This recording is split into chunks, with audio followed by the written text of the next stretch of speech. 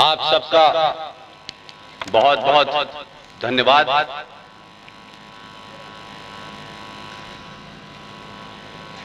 ये जो बिटिया अभी हमारे सामने 5-6 मिनट बोली है,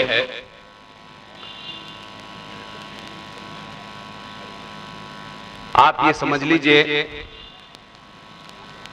कि पिछले 5 साल से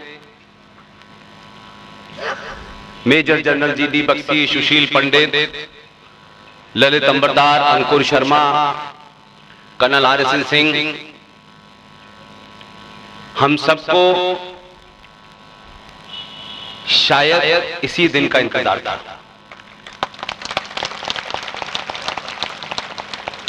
आज के दौर में बहुत सारे लोग हर छोटी छोटी बात पर कहते हैं आज की जनरेशन सुनना नहीं चाहती, बात करना नहीं चाहती, पूजा के बारे में उसे कुछ पता नहीं है। मैं समझता हूं जो भी ये कहता है बहुत बड़ा झूठा है। जो काम उन्होंने खुद नहीं किया, जो काम वो खुद नहीं करना चाहते, उम्मीद करते हैं कि उनके बच्चे करें। और ये कहने में हमको बड़ा अच्छा लगता है कि बच्चे आज के सुनते नहीं हैं। आपने सुनाया कब? आपने कब उसके साथ पूजा में बैठे? आपने कब पूजा को साइंटिफिकली उसके सामने डिस्क्राइब किया? पिताजी को पैसा कमाना है, करवो और वो। माता जी को राम कथा सुनने जाना है, जो उससे आगे की पीढ़ी है उसे सास भी कभी बहू देखना है। आपने बेटी के साथ संवाद किया कब? बेटे के साथ संवाद किया कब? आपके उसके बीच का संवाद या तो मार्कशीट के ऊपर होता है, या नंबर के ऊपर होता है, या नौकरी के ऊपर होता है। और जाने अनजाने में आप लोग एक शब्द बोलते हैं, हम सब बोलते हैं, हमें अपने काम से काम रखना है। बड़ा होकर जब वो अपने काम से काम रखता है तब आप कहते हो कि तुम राष्ट्र के बारे में नहीं सोचते। तो जो आपने सिखाया वही तो वो कर रहा है, फिर वो राष्ट्र के बारे में क्यों सोचेगा? वो अपनी नौकरी, अपनी तनख्वाह, अपना स्टेटस, बस खत्म। इसलिए मैं ज्योत्सना के माता पिता को प्रणाम करता हूं। और इस शहर में कोई 300 सभाओं के बाद हमको पहली बार मंच पे एक बिटिया ने आकर के कैसे अपने विषय को सरलता के सामने रखा जाए और कैसे अपनी बात को तथ्यों के सामने रख करके आप अपने केस को मजबूत करते हैं। मैं इस बिटिया को प्रणाम करता हूं, इसके माता पिता को प्रणाम करता हूं। आज के इस प्रोग्राम के आयोजक राष्ट्रवादी विचार मंच, आज के प्रोग्राम के मॉडरेटर संचालक अनिल कुमार सिंह साहब, आपके बीच आपकी विधायिका श्रीमती डॉक्टर निशा यादव जी, नीरा यादव जी, डॉक्टर राम सागर सिंह साहब, यहां कहीं बैठे हों। ये पहले शख्स हैं जो यहां के रहने वाले हैं, लेकिन 9 साल पहले इनसे दिल्ली में मुलाकात हुई थी। राम सागर सिंह साहब, आप भारतीय जनता पार्टी के वरिष्ठ नेता हैं, प्रदेश के प्रवक्ता हैं। धीरज जोशी जी, उपाध्यक्ष अधिवक्ता संघ। रितेश माधव जी, संयोजक राष्ट्रवादी विचार मंच। राजेश सिंह साहब, सचिव। विनय जी, जनाब उमेश जी, जनाब सत्यजीत जी, श्रीमान राघवेंद्र जी, नवनीत जी, जनाब गुड्डू जी, अशोक दयाल साहब, अनुपम जोशी साहब, महामंत्री भारतीय जनता पार्टी, जगदीश सलूजा साहब, अविनाश सेठ साहब, किशन संघई साहब, आप सब ने हम जैसे लोगों को बुलाने की हिम्मत की, इसके लिए आपका एक बार फिर शुक्रिया। सिंह साहब ने ऐतिहासिक पृष्ठभूमि में भारत के बारे में बहुत कुछ कहा, उन संकटों के बारे में बात कहा। मेरे लिए सिंह साहब अक्सर काम आसान कर देते हैं और शायद अपने और बीच की उम्र का ध्यान रखते हुए उनको मालूम है कि मुझे 47 के बाद का ही पता है। इसलिए मैं आपसे कोई औरंगजेब के बारे में या बाबर के बारे में नहीं बताने जा रहा।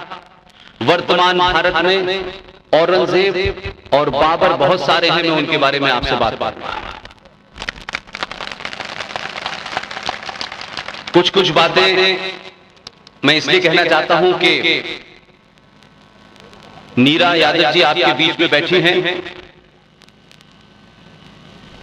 आजकल मार्केटिंग का बहुत दौर है, हर चीज की मार्केटिंग हो रही है, लेकिन आप दुनिया में एकमात्र ऐसे देश हैं कि जो आपके पास है उसकी मार्केटिंग तक नहीं आप करते, और मार्केटिंग ना भी करें तब भी तथ्यों पे फैक्ट के साथ अपनी बात को पूरी ताकत के साथ नहीं कहते। 70-75 सालों में सत्ताओं ने और इस व्यवस्था ने आपके अंदर एक कुंठा पैदा कर दी है, एक एहसास कमतरी, एक इंफीरियरिटी कॉम्प्लेक्स पैदा कर दिया है कि हम अपने बड़े से बड़े अचीवमेंट को भी दुनिया के सामने बौना मानते हैं, क्योंकि हम अज्ञानी हैं, शायद हमें सही इंफॉर्मेशन नहीं है। पूरी दुनिया में एक शब्द बहुत सुनता हूं, जेंडर जस्टिस, महिलाओं का विकास। भारत की महिलाएं, थर्ड वर्ल्ड की महिलाएं, पिछड़ी महिलाएं, और बार बार महिलाओं को ऐसे अलग किया जाता है जैसे अब तक वो कुछ जानती नहीं थी, उनका कोई अस्तित्व नहीं था। ये सिर्फ हमें अमेरिका बता रहा है। आज हमें अमेरिका अंग्रेजी में एक शब्द देता है, वुमेन लिबरेशन। आजकल वुमेन लिबरेशन की बहुत बात होती है, और हमारे बुजुर्ग अपनी जिम्मेदारियों से उन्होंने कुछ कोताही की, हमारे बड़ों ने कुछ और काम में लगे, इसलिए एक जनरेशन पूरी की पूरी उस कुंठा में है।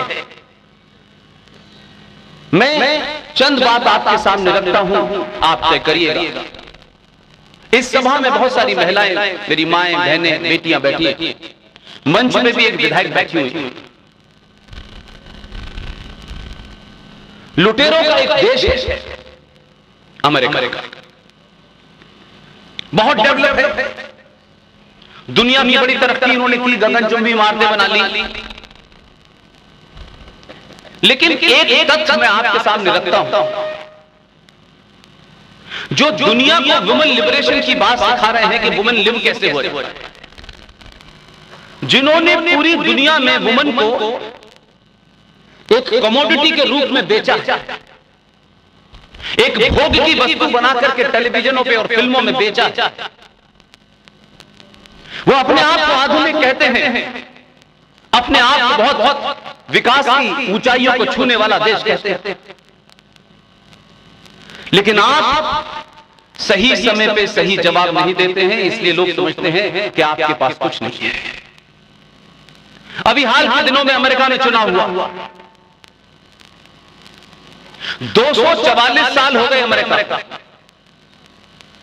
इन 244 साल में विकास उन्होंने किया, लेकिन 244 साल में इस आधुनिक अमेरिका की जनता ने एक बार भी महिला को राष्ट्रपति नहीं बनाया, एक बार नहीं बनाया। हमसे कहा जाता है यहां अपर कास्ट लोअर कास्ट के खिलाफ बड़ा अन्याय करती है, इसका भी बड़ा ढिंढोरा पीटा, और उनके यहां कहा गया ब्लैक। 235 साल के बाद अमेरिका में पहला ब्लैक राष्ट्रपति बना। जो लोग हमको महिलाओं की आजादी, महिलाओं के अधिकारों की बात बता रहे हैं, हमको धोखे से लूटा गया, बिजनेस करने तुम आए थे, व्यापार करने तुम आए थे, तुमने इस देश की भोली भाली जनता को मूर्ख बनाया, अपराध किया, यहां तक भी कोई शिकायत नहीं है मेरी। लेकिन इन 70-75 सालों के सफर में हमने 16 साल एक महिला को प्रधानमंत्री बनाया, हमने एक महिला को राष्ट्रपति बनाया, और जो लोग पहले राष्ट्रपति को 235 साल बाद बनाने आए थे, हमने KR नारायणन जैसे दलित को राष्ट्रपति बनाया। वर्तमान राष्ट्रपति भी दलित है। और भारतीय जनता पार्टी के जितने भी नेता हैं वो भी जरा इस बात को सुने, क्योंकि ना पढ़ने से ना बोलने से आप झूठ को हवा देते हैं। आपको कम से कम अपने अचीवमेंट को ठीक से रखना चाहिए। सारा ठेका मोदी और अमित शाह का नहीं। हर बात वो कहेगा आपको सिर्फ MLA MP बनना है, इससे ज्यादा कुछ नहीं करना है। आप डंके की चोट पे गई है। आपको कहा जाता है ये हिंदूवादी पार्टी है, ये ब्राह्मण प्रकाश की पार्टी है। चलो थोड़ी देर के लिए मान भी लेते हैं, बड़ी बड़ी सेकुलर हैं, वामपंथी पार्टियां हैं, अलग अलग तरीके यहां इस देश में इज्म है। लेकिन भारतीय जनता पार्टी इस बात से क्यों शर्माती है कि वो कहे है भारत के अंदर हमने पहली दलित मुख्यमंत्री बनाई थी, हमारे समर्थन से उत्तर प्रदेश में मायावती मुख्यमंत्री बनी। इस्लाम में खवातीनों के बारे में, औरतों के बारे में जो कहा गया है वो सब आप जानते हैं, वो लिखित में है। वहां औरतों की बराबरी का एक ही पहचान है कि अगर कहीं कोई क्राइम हो जाए और उस क्राइम को पुरुष भी देख ले और महिला भी देख ले, तो कोर्ट में जब गवाही होगी तो एक पुरुष की गवाही 2 महिलाओं के बराबर है। यह बराबरी का इस्लाम में सिस्टम है। इस निजाम मुस्तफा में महिला को शरिया के हिसाब से अकल से कम माना गया है, उसमें अकल कम होती है, ये वो कह गए हैं 632 में। लेकिन जिस भारतीय जनता पार्टी के ऊपर तरह तरह के आरोप लगाते हैं, ये बात मैं इसलिए कह रहा हूं कि मंच पे एक विधायक बैठी हुई है और महिला है, पूजनीय है। पूरे इस्लामिक वर्ल्ड में आप पाकिस्तान, बांग्लादेश और श्रीलंका, ये सब हमारी ही संस्कृति के हिस्से थे जो हमसे कट गए। उन्होंने कुछ कानून बना लिए, कुछ रूल बना लिए, वो अलग है, लेकिन मिट्टी के अंदर की जो संस्कृति थी वो कितनी ताकतवर थी वो बताना चाहता। आपने लाइन खींच ली, पाकिस्तान बना दिया, लेकिन हमारी संस्कृति और इस मट्टी की ही खूबसूरती थी कि इस्लामिक पाकिस्तान में बेनजीर महिला प्रधानमंत्री बन पाई। बांग्लादेश इस्लामिक हो गया, लेकिन 2 मुख्यमंत्री महिलाएं बनी। पूरे 56 देशों में कहीं इस्लामिक महिला नजर नहीं आती। हम हिंदू हैं, ये देश हिंदू है, सनातनी है, उसके बावजूद भी भारतीय जनता जैसी पार्टी के ऊपर आरोप कितने भी लगा लीजिए, लेकिन भारत की धरती पर जम्मू कश्मीर में एक मुसलमान औरत को मुख्यमंत्री बनाने का श्रेय भी भारतीय जनता पार्टी को जाता है। शर्माते क्यों हैं आप? इसलिए अपने अंदर की कुंठा और बोध को बाहर निकालिए, अपनी पहचान की तरफ ध्यान दीजिए, अपने इतिहास को, अपनी संस्कृति को जानिए। दुनिया में कोई आपसे टक्कर नहीं ले सकता। जो लोग यहां आए, हम पे राज किया, राज बहुत सारे लोग करते हैं, दुनिया में देश गुलाम होते हैं, सरकारें आती हैं चली जाती हैं, लेकिन ये नियम हमने पहली बार देखा और हमें इसका एहसास नहीं था कि एक सरकार, जब ये देश गुलाम था तो कुछ नियम ऐसे बने, इसलिए मैं हमेशा उसको 2 टुकड़ों में बांटता हूं। देश सुरक्षित है, देश को कोई तोड़ नहीं सकता। मेरी निगाह में राष्ट्र संकट में है, राष्ट्र टूटने की कगार है। इसलिए मैं अपनी बात कहूं कि छोटी छोटी बात आपके जहन को, आपके मन मस्तिष्क को किस तरीके से कंट्रोल करते हैं। लोग कहते हैं 2014 पैदा हो गया, 2014 इसलिए पैदा हुआ कि 2014 से पहले अपने दिलों पे हाथ रखिए, अपने आप से सच बोलिए, भले ही पड़ोसी से झट ना बोले। आपने इस देश की सत्ताओं को चुनने से पहले या तो आप ब्राह्मण थे, ठाकुर थे, बनिया थे, वैश्य थे, अगले थे, पिछड़े थे, दलित थे, सब कुछ थे, लेकिन सनातनी हिंदू नहीं थे। 2014 से पहले ये पैदा हुआ और आप जब सनातनी हुए तब 2014 पैदा।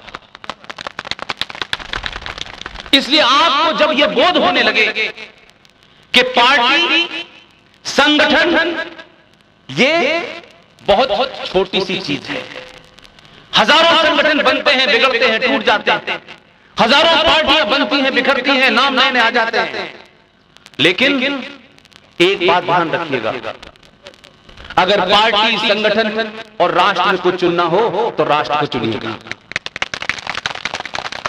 राष्ट्र अगर पहले होगा तो हजारों हिंदुस्तान सुरक्षित होंगे। इसलिए राष्ट्र और उसमें फर्क समझें। लिहाजा मैं ये मानता हूं कि अंग्रेजों ने एक छोटा सा काम किया और आपकी आस्थाओं को, जो आपकी हजारों साल की आस्थाएं थी, उनको किस तरीके से डिमोलिश किया। आप जाने अनजाने में उसको करते रहे। इसलिए शायद सनातनी हिंदुओं का एक बहुत बड़ा वर्ग इस भारत में पार्टी लाइन के ऊपर तो बढ़ सकता है। वो ये समझता है कि जो पार्टी है वही उसका अंतिम राष्ट्र है। नहीं, पार्टी ऐसे है जैसे आप अलग अलग फैक्ट्री में, कंपनी में नौकरी करते हैं, लेकिन आपका अंतिम लक्ष्य वो नौकरी नहीं होती। डॉक्टर बनना, इंजीनियर बनना ये एक माध्यम है, लक्ष्य क्या है ये तय नहीं कर पा रहे। इसलिए अंग्रेजों ने क्या किया कि जो भी बच्चा हाई स्कूल पास करेगा, डेट ऑफ बर्थ सर्टिफिकेट बनवाएगा, और वो परंपरा भारत में चली, क्योंकि भारत 15 अगस्त 1947 को कोई आजादी नहीं मिली। 15 अगस्त 1947 को ट्रांसफर ऑफ पावर हुआ। ये मैं नहीं कह रहा, यह आपका संविधान कह रहा है, ब्रिटेन का संविधान कह रहा है, कहीं कोई शब्द फ्रीडम का लिखा नहीं है। भारत से जाने का वक्त जून 1948 का था। 15 अगस्त की डेट आई कहां से, ये ढूंढ रहा हूं, कई सालों से मिल नहीं। इसलिए सिस्टम वही रहा, दिल्ली की गद्दी पर कुछ लोग दूसरे आ गए, व्यवस्था वही रही, और 70 साल तक उसी व्यवस्था को आगे चलाया गया। मेरी छोटी सी बात है, लेकिन कि आपके दिल को लगे तो आप बात बताइए। हमारी परंपरा में दुनिया की सबसे बड़ी सच्चाई क्या है? क्या है दुनिया की सबसे बड़ी सच्चाई जिसे दुनिया में कोई झुटला नहीं सकता? हमारी संस्कृति में, हमारे सरोकारों में, हमारी आस्थाओं में दुनिया का सबसे बड़ा सच है मां। एक शब्द है सिर्फ मां। अब आप मुझे एक छोटी सी बात करें, मुझे अपने डेट ऑफ बर्थ सर्टिफिकेट को वेरीफाई कराना है।